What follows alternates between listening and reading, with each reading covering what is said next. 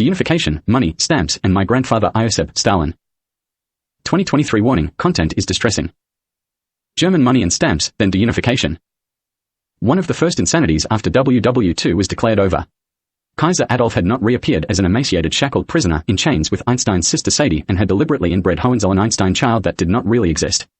Some people in Germany who were aware of the terrorism extortion plot and pretending to fill the void left behind by mass-murdered civilians between December 1943 and mid-1945 changed their version of the story. The staff at the prisoner of war jail in Yugoslavia decided not to tell anyone waiting in Germany the baby miscarried, as it may spoil their fun, so to speak. Those waiting in Germany had not been told the baby miscarried in April 1944, self-aborted by its mother at the dinner table on the other side of the bars to Adolf's cell. Because he hadn't been dragged back to Berlin with her in it, they decided to pretend he was being politely asked if he was ready to be taken back to Berlin every morning, as if he had to agree before it would happen. An attempt to make what they did look more polite in some way. They pretended he was asked if he was ready to be dragged back to Berlin by the hair or anything else, and he must have been saying no on principle every morning. And assumed if he did, they just waited 24 hours and asked him again the following morning. It would be inevitable he would say yes at some point, just to get a bath and a change of clothes, and all they had to do was wait. They would see him dragged round a corner in chains eventually, they just needed to keep a lookout. They then assumed the baby had been born by the end of October 1944, and he was watching it being raised on the other side of the bars, including breastfeeding and nappy changes, etc. Then assumed the baby was being kept ridiculously clean with over-intense grooming to annoy him as he had not bathed since his abduction. That is where that impersonating a baby with a bizarrely clean nappy walking around thing comes from. As if the nappy is intensely annoying because it is always immaculately clean. Even adults do it, as if the nappy impersonation is mesmerizingly annoying, would make anyone say yes to anything eventually. The decision was made to assume all German money and stamps featuring my Royal Hohenzollern Family constitutional monarchy of Germany would be replaced with images of Sadie Einstein, her inbred child, and possibly its uncle Albert. Maybe even Sadie and her lover, if she took one after Kaiser Adolf was murdered later on. So, they decided to get a head start on wiping out references to my real royal family and get ready for replacing it with Einsteins who weren't eligible under law. As if the brat had been born and became the dream fake Kaiser brat even. It would have been told to take genocidal dislike to Jews and homosexuals, etc., obviously. They probably thought when it did, as fake Kaiser, it would make pretending my Royal Hohenzollern family was to blame for all that sort of thing historically would be too easy. It would have been really part Hohenzollern, but pretending to reign for the Einsteins. I don't hate Jews. There are plenty of fake ones around using stolen identities from the 1900s, but describing them as some fake synagogue of Lucifer compared to the real Jewish people just isn't me. The inbred illegally conceived Einstein brat bred in Sadie Einstein would not have been eligible for my royal family if born successfully. My Hohenzollern royal family assets and income were not used to pre-fund, fund, or facilitate any Holocaust or mass genocide of any type during WW2. The terrorism groups that committed the crimes funded them themselves with their own income sources.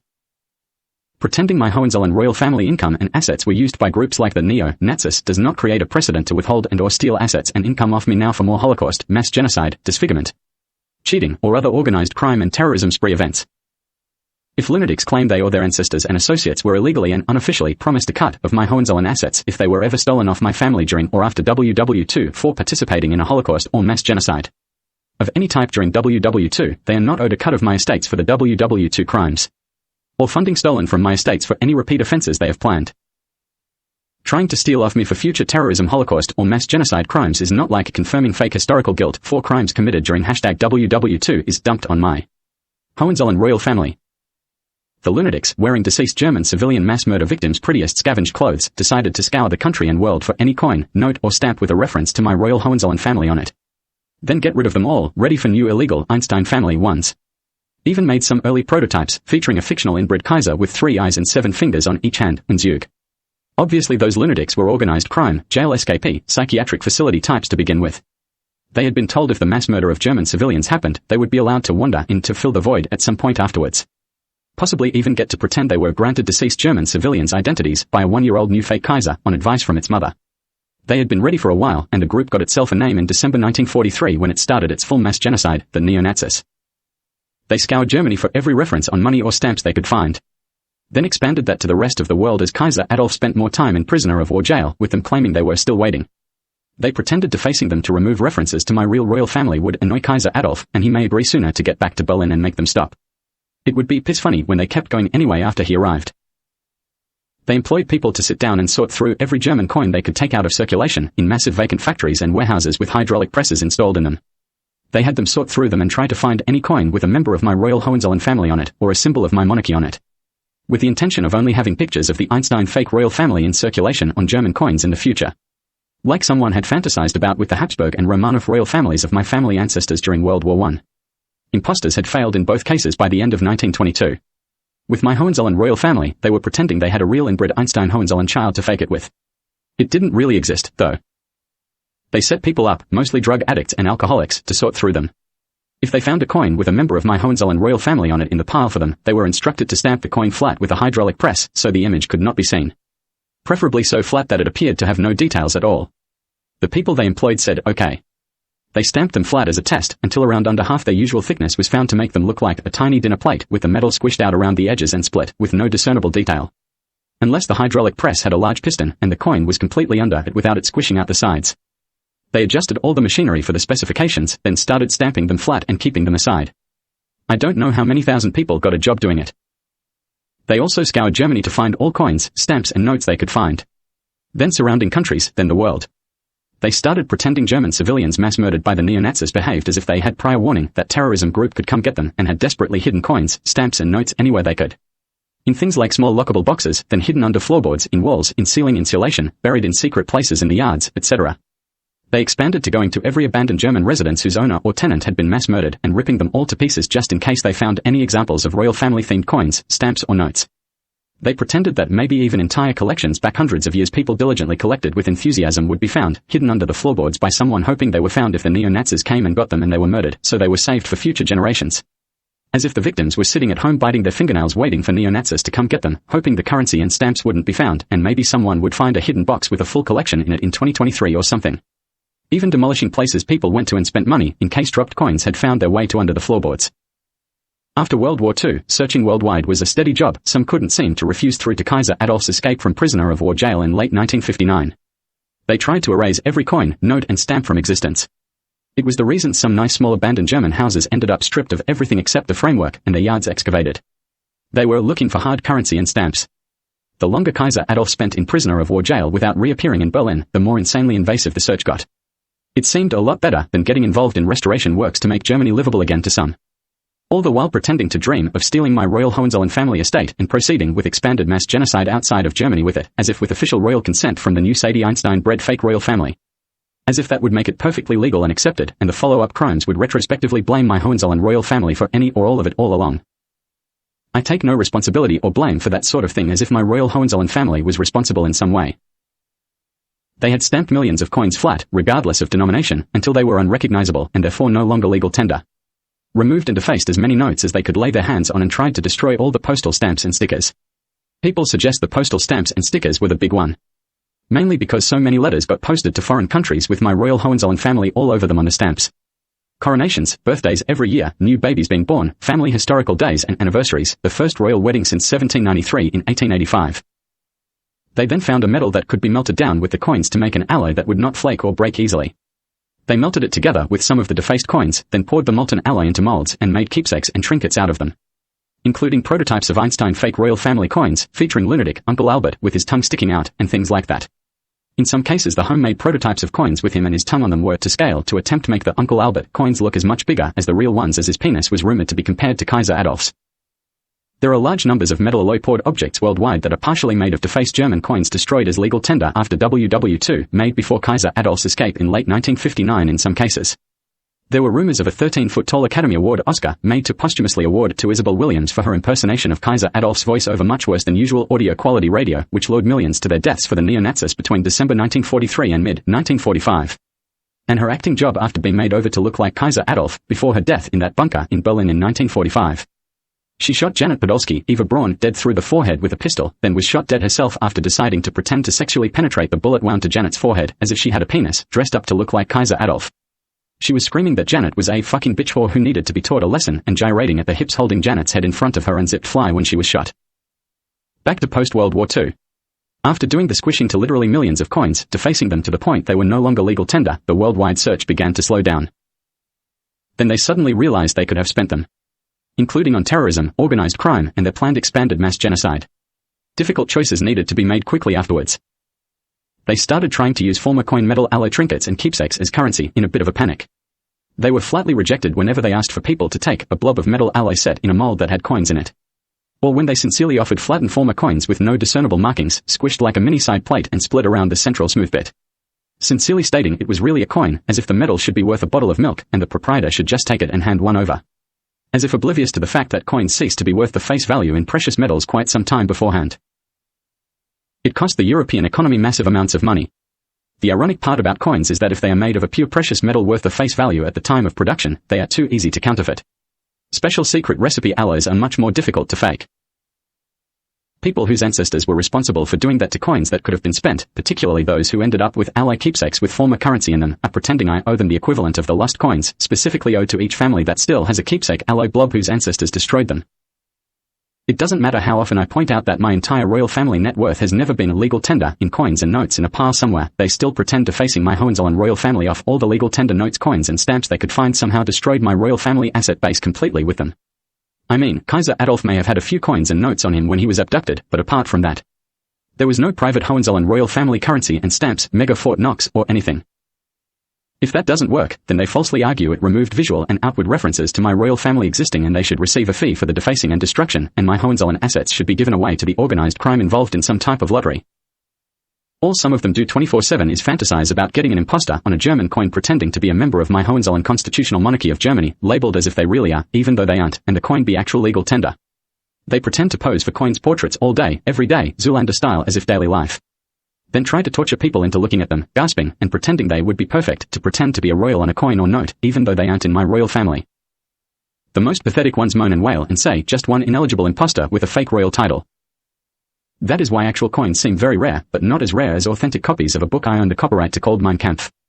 Obviously, there was an attempt spearheaded by lunatic Einstein to destroy all authentic paper texts with references to my royal Hohenzollern family in them, usually by fire, and replace them with an adulterated and fictionalized version, with no references to my royal family in them. The entire book was originally about my royal Hohenzollern family, written by the head of it. They usually tried to pass them off as destruction of religious materials of a particular religion, if you know what I mean. Then the inevitable, what are we going to do?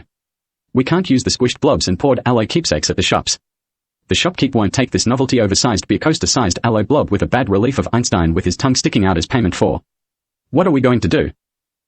When people started showing up to the shops with the equivalent of non-royal themed pennies or 1-cent pieces, wearing a deceased German civilian's clothing to humbly count out 459 low-denomination stolen coins, one at a time, at the counter, in exchange for milk, bread, sliced meat and a fake newspaper every day. The hastily themed temporary solution. Dis-Unification. If Germany split into multiple countries, someone could use it as an excuse to mint fresh currency, or get foreign into use. They may even get the pre-planned pictures of the fake royals on them. At least it could be used as ransom until Kaiser Adolf showed up and Albert Einstein's nephew or niece, that didn't exist, became fake Kaiser. Reunification held as ransom in exchange for the inbred brat getting to pretend to be Kaiser, yes please. And Soviet currency would be good. Hey. That Stalin Jugashvili guy's mother was the last monarch of Russia who was murdered when Einstein failed to steal the Romanov royal family with abductions, torture, murder and imposters during World War I. Oh. Let's get Stalin involved, Albert would love it.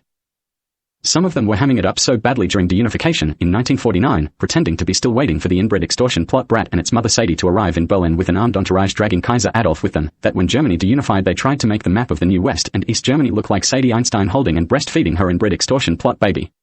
Including as if Kaiser Adolf was seeing it breastfed through the bars every day. Even though it died in April 1944, 3 months after it was conceived. My quadriplegic grandfather Ioseb, Stalin, Joey Steele Jugashvili, was still premier of the Soviet Union and general secretary of the Communist Party there. After they had moved on from basic Dis-Unification, with real currency to use at the shops, they started trying to steal his identity too when something workable was in place in East Germany. Einstein had failed to steal the Romanov estate with mainly Greek imposters off his mother after all. The impostor who pretended to be Nicholas Hohenzollern II, the monarch's husband, was part Indian and Dutch, Netherlands, apparently. That is why they started to pretend he was monarch and my great-grandmother was just his wife. They claimed they disagreed, on cultural ignorance grounds, with the female still being the monarch after the wedding. Ioseb, Stalin, was erroneously announced as dead when they tried to kill him and replace him with an able-bodied impostor who could walk fine. The impostor dropped dead, from a standing giggling position, in one of my grandfather's offices in 1953 attempting to rifle through his personal papers. Surprise, surprise, surprise. Ioseb died in 1979 when I was 7 at age 98. He was sent a copy of my birth certificate in the mail in 1972 by people who had his daughter, my mother, under constant casual surveillance for him. He already knew the 4 females registered to my father at birth before I was born, without my father Kevin's consent for adopting them, were each not a legitimate child of Ioseb's youngest daughter. I was though. My mother Judith died in 2018 and Russia got a copy of her death certificate. She owned basically nothing and was divorced by my father Kevin in the late 1970s. My parents were definitely not brother and sister, even if someone who had the same biological father as me wants to pretend to be my real daddy to relieve my loneliness and pretend he had sex with his sister to have me, which is why I'm homosexual, because they want to pretend homosexuality is caused by inbreeding and pretend there is only two sexualities. They got a random female who was not part Hohenzollern or Romanov out organized crime slapstick vaudeville Aussie style around 2/3 my mother's age when my father died in 2004, pretended she was my mother, and my father Kevin left her everything as if they were still married and she was still Mrs. Webb. Despite him not being legally allowed to leave her anything other than $10,000 cash due to the divorce settlement in the 1970s. That is the thing about divorce settlements, they are final if the couple never remarries and recognized by churches for the purposes of financial settlements. If a man's divorce settlement says $10,000 and nothing else can be left the ex-wife in the will, he is breaking the law by attempting to leave more than that to her in a newly registered will document. He can be questioned by law enforcement if a will is registered with more than that mentioned. And then charged with offenses like contempt of court, even fraud. There is a whole industry out there of people faking remarriages to invalidate final legal divorce settlements, even though they tend to pretend it's a new marriage and only applies to post-remarriage assets. Though while reading imposter mommy sat there in front of the neo-Nazi etc. fake older sisters, trying not to let on there were hidden cameras and microphones. The fake mommy show eventually illegally sold my house to someone conceived with Einstein sperm. He was in a sexual relationship that made him cringe, like Sideshow Bob off The Simpsons after having sex with Selma, with the oldest fake sister. The oldest fake sister was the grandchild of neo-Nazi Ricky O'Shea. O'Shea was tried at the Nuremberg trials for pretending to be homegoing, a Webb, whilst torturing homosexuals in Dachau prison between December 1943 and the end of World War II. Including torturing my great-grandfather Prince Sebastian Habsburg, my father Kevin's grandfather. O'Shea was a life without parole prisoner in Dachau prison in Germany before the neo-Nazis took the prison and he escaped in December 1943. They then had a chat with him because they had already looked at his prison mugshots. They had already decided, before they facilitated his escape, he looked close enough to pretend to be homegoing if made over by an award-winning film production crew with makeup and costumes. Who won Golden Globes before World War II. Convincing. Neo-Nazi O'Shea's granddaughter, pretending to be my older sister when I was born, had already spent, with the other fake sisters, hundreds of thousands of dollars my father Kevin left me in his estate, stolen whilst he was terminally ill and in palliative care. They allegedly faked her death afterwards so they could pretend I couldn't get the cash recovered for me afterwards. Wrong again. I tried to explain why people who were involved in stealing assets my father Kevin left me off me before and after he died seemed to be in more moral trouble than they bargained for. Including violent slack-brained morons who pretended they helped them steal it because I naturally lost my virginity with another homosexual man instead of trying to force myself into a woman first time after watching the History Channel. Trying to steal assets off me for the spawn of lunatic Einstein sperm and their neo-Nazi descended sexual partners always extrapolates out to trying to raise money for them to torture, maim, and disfigure. And always extrapolates out to trying to raise money for them to commit mass genocides they have future plans for. Not semi-quasi-innocent thuggery of a person who just lost their lovely father to a terminal illness. The bigger the money number involved that someone is attempting to steal for them or with them, the larger number of people they budget to intend to kill in mass genocide. Into millions of victims if the cash figure involved is big enough. And the shorter the time frame they intend to do it in. Then they get slack-brained theatrical. They start planning appetizer genocides of small numbers of millions to entertain on 24-hour news services like CNN. Planned for immediately after the money is accessed, like within a month or two. Followed by tens of millions during the aftermath. Always with breaking the previous record in less than a calendar year in mind. If a similar number to previous genocides, record short time then. The number in Germany in 1944 was around tens of millions. 10 million and 1 is tens of millions. The bigger the number in cash, the bigger the genocide with entrees and zag. All totally seriously planned, even if impossibly stupid to attempt to commit, in reality.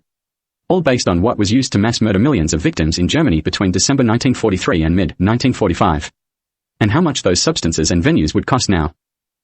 There are always almost vegetative-like state shut-ins doing the planning, though. Not a total panic actual genius at work thing by any means. Good news and bad news isn't an Einstein vomit equation thing. The media publicized head of the terrorism group responsible for the 9/11 attack on North America in 2001 was conceived with Albert Einstein sperm. She was Charles Manson's half-sister.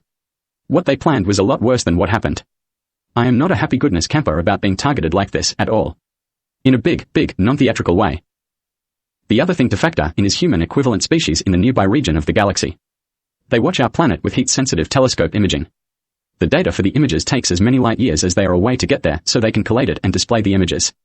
If they are 12 light years away, they get the heat-sensitive image of our planet 12 years after it happened on Earth. If a large explosion happens on Earth, they see heat-sensitive telescope images and film of it 12 years later. From large explosions in fireworks accidents, maybe even just fireworks, to nuclear tests, their pretend favorite. The evils amongst them are constantly telepathically trying to talk humans into large devastating heat-emitting events, including that could result in the death of everyone. If someone tries a terrorism attack, they say okay, we'll keep an eye for that when the data arrives in 12 years' time and let you know we saw it. It results in staring zombie-like things on Earth, waiting to hear if the extrasolar species saw the explosion on their telescope images for 12 years. Some of them claim to be ready if something causes human extinction in a very short time frame. They think they would see the last few million humans die off over a few weeks if it came to that on heat-sensitive imaging, based on body heat alone. They would stop telepathically hearing us humans 12 years earlier though. Just see the replay. I am completely sure species elsewhere in the galaxy watch replays of World War I and World War II collected via heat-sensitive telescope film. Like amateur historians feeling their way through without any actual photos or footage to go by. Incessantly. Standing in front of a sports scoreboard-like screen with a heat-sensitive imaging replay of 1945 and a pointing stick, having a chat to the participants like a weather presenter about it. Theories etc.